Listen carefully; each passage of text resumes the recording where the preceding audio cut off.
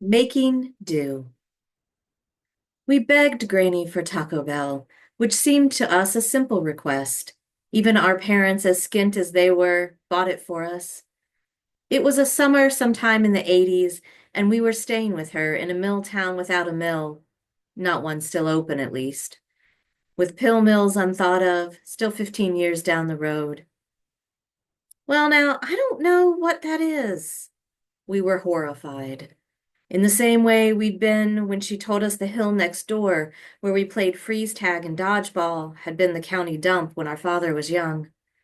That the barbecue out back had been made with bricks he'd hauled from it one by one all by himself with his little red wagon.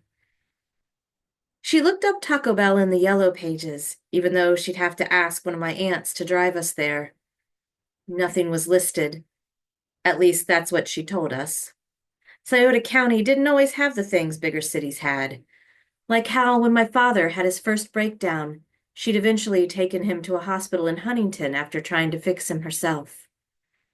When he had his second and third, there was no money for that sort of thing, so they made do with something more local, where they gave him shock treatments and Thorazine until he pretended to be well, just to get the hell out of there.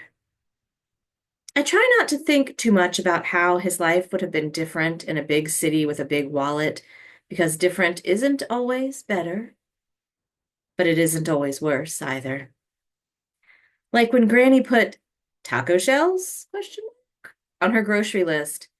And that weekend we talked her through how to make tacos because it wasn't just Taco Bell she'd never heard of.